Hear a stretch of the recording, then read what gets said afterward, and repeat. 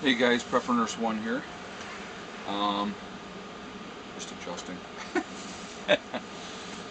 So I wanted to do this video. I've been thinking about this for a while, and just how to really go about talking about this and everything like that. And so I just figured like I always do, I'll just jump in with both feet. Excuse me.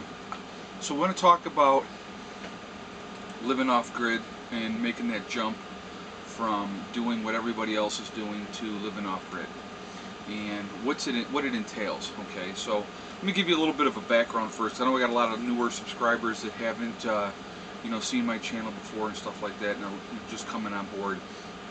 I had an original property in a town called Avoca, New York, and the Cohocton River Nightmare. Yes, that's another story for another day. So anyway, I had 10 acres down there, and we built, we started out in April. It was a nightmare. It was in April. I had a 3-day weekend, so I got a bunch of people together, and we were going to start working on building a 12 by 24 building. Well, what ended up happening was it rained the entire first day. It snowed that night. The winds were howling, and we were up in the mountains there too. And it was an absolute nightmare. It was a muddy mess. But anyway, long story short, we built our 12 by 24 building. I had built an addition onto that building, an 8 by 8 addition. We called it the shower room, because what we did is we set up a hot water on demand unit, and we had a regular shower stall in there, ran the lines for that, and we were able to take a hot shower. The way we were able to do that is because there was no well on the property. Excuse me, I set up a rain catchment system. And so we set up the rain catchment system to catch the water so we could take our showers and stuff like that. And so we did that, there. I had solar on the roof. I only had 90 watts of solar on the roof there. And I would actually go up. We had a battery box behind the building, and I was working on that property. And that was going to be where we were planning on living. It was going to be me, my ex-wife, our 2 kids together, and my stepson. And so when she realized that I was really serious about it, and she had told me she was on board the whole time, she ended up bailing. And long story, no need to get into it all, but it was just that was a part of the reason that she bailed. So I ended up having to sell that property, which broke my heart, to be honest with you. So 2 years later, after we were divorce was almost done at that point, but 2 years later, I bought this property. I bought 3 acres here. It has a well, and so it had the small building on site, and I had planned to build another building. And so the day before we were moving, and I had put this camper here first. I bought the camper like a year before I bought the property, and so I had the camper on site, had the building on site, and I had to work on the driveway to start with. Okay, and anyway, long story short, the day before we moved up here full time, I found out that I had cancer. So talk about a little bit of a road bump, speed bump in the road, really threw my plans off. So I had to reevaluate my plans. So that was why I bought the building, which is now our house. And so then it was time to get working on that. I had to recover from the cancer surgery first, which I'm technically still recovering from that. It's going to take time. My doctor said excuse me, it'll probably be a year before I feel right again. But anyway, so what I wanted to get into, just giving you a little background first, what I wanted to get into about this, living off grid is not cheap. I know there's other people out there saying that go off grid, it's cheap and blah blah blah and whatever. Okay, it's not cheap. Into my solar system alone, I have $3,000 into my solar system, and I only have 750 watts of solar. I have 8 T105 Trojan batteries, and I'm sorry, I don't know why I'm coughing here. Diet Coke. Anyway, so when we first bought the property, putting money into the driveway was the first thing that we really needed to do, because I needed to be able to drive back in here. It was a muddy, rutted path is what it was. It's $75 a load for creek gravel. I probably have maybe 20 loads of creek gravel into my driveway alone, if not more. I don't know the exact number, because I did some in the first year. Then I started working on it more after that, and then I added more this year. I mean, I added 4 more loads this year alone. You know, so it's just a non-stop thing. But anyway, well worth it though. It's an investment like anything else, but it's not cheap. I definitely jumped in with both feet, and there's definitely surprises that are going to jump out at you. Things are going to, you know, that you don't expect to happen are going to happen. You're going to have setbacks. It's just the way it is, okay? Now, I am not a quitter. I will never quit.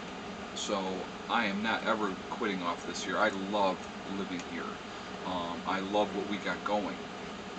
But again, it's not cheap. So I just wanted to kind of give you guys a perspective of, you know, cost-wise. I mean, I know there's other people out there saying you can do it a lot cheaper. I've seen videos that said you can live off grid for $5,000. That's so unrealistic. It's unbelievable. Just buying a piece of property, you know, wherever you're going to get your piece of property, that alone, depending on how many acres you get, that can cost you quite a bit of money. Now, once you buy your property, now you're going to have those taxes every year, number one, because those never go away. You're going to have to look at, okay, do I have something to live in? Now, we had the camper, and this was an investment as well for the short term, and plus I'll use the camper for storage and stuff like that as well, and we'll utilize it in the warmer weather. And we've actually been very blessed this year. November was very, very mild. Today, it's the 2nd of December, and we got rain. It's been raining all day long. So, but just, you know, I just kind of wanted to give you a perspective of stuff. I just bought some more supplies for the building, okay? I got T111 to do the skirting on the building. I picked up 30 pressure treated lumber 2x4x8s. I picked up 40 more 2x4x8s for framing inside. I have about 40 in there already. So I picked up 40 more so I can frame in Heather's bedroom, my bedroom, and frame in the bathroom. I also picked up 20 sheets of 3/8 inch plywood so we can get the walls up, and some of that in the lofts as well. So and then I picked up like a box of screws, or 25-pound thing of screws. It's $1,300 just for that little bit of stuff. So, you know, you have to, it's an investment again, like I said. It's once I get this done, I don't have to do it again.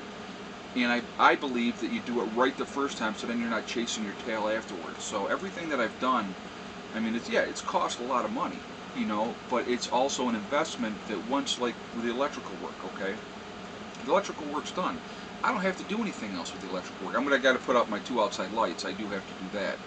But other than that, I don't have to do anything electrical-wise anymore. You know, I mean, I'm good to go for probably the next 15, 20 years minimum. It's wired right, it's wired properly, it's wired to code, you know, it's safe, and we're good to go.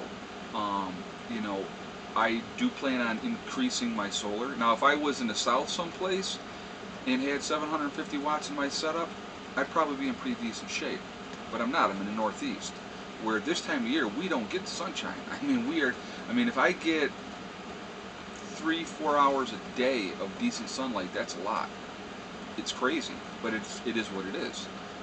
So yes, I'm using the generator a lot more, and we're doing what we have to do. My game plan from the beginning, if you look back at my videos, I said I want to use the solar and then use the generator as a supplement.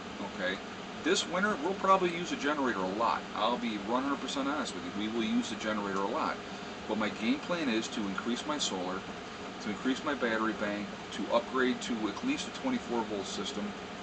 That all costs money too. None of it is cheap.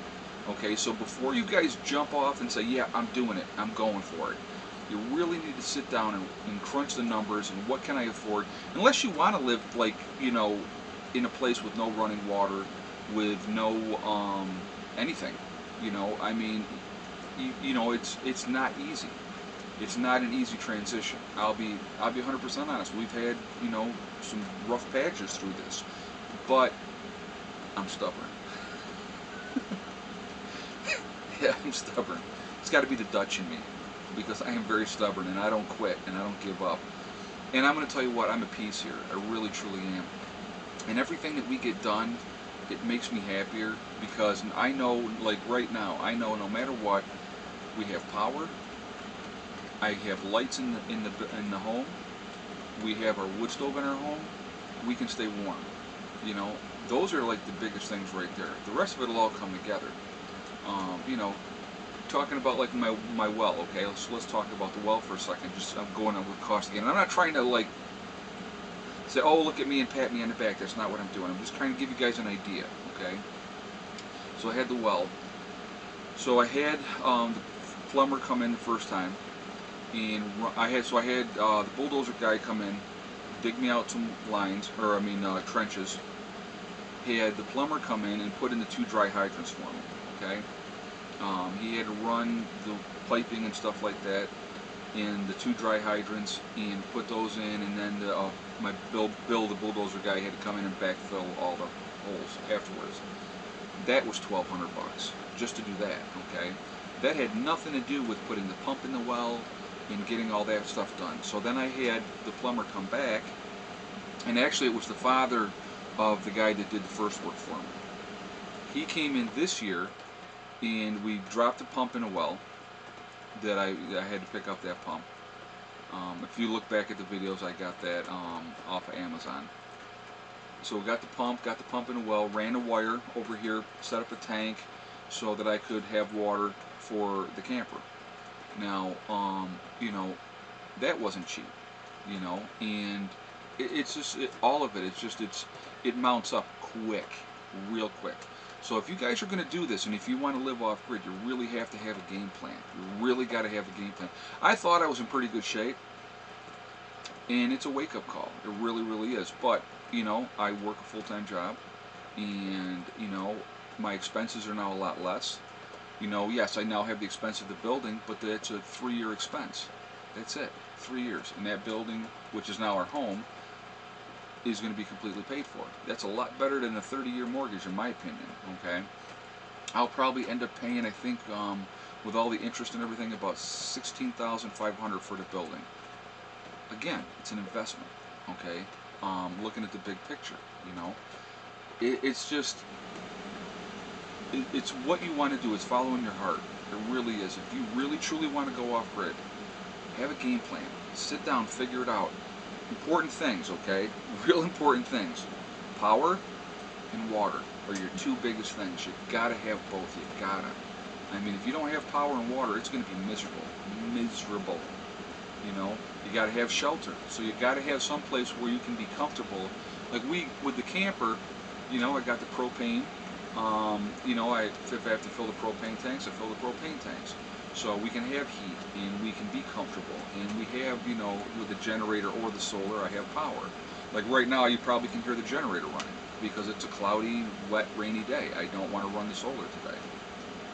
But anyway, guys, you know what? It's like, it's a fantastic journey, and I wouldn't trade anything, any minute of it. Anything that's happened, I wouldn't trade, because it's all a learning experience. I am no expert at this. I will be the first to say that, okay? I'm just a guy that said, hey, I'm doing it. I sat in my basement in my house for 2 years, 3 years, longer than that, planning everything. And then things got thrown in a monkey wrench with the divorce and everything else, and it just changed everything. And then I had to sell my other property, and I had to start over again. You deal with life. Life will throw you the curveballs. You just have to deal with it. So I'm not trying to discourage anybody. I'm just telling you, make your plans. Be prepared. You know, realize you are not going to be in for an easy time, and it's all going to be sunshine and roses, because it's not. But in the long run, I'm a big picture guy. I look at the big picture. Every step that I have done with what we've done up here has made our lives better. And now let's throw this in there. Doing this with kids.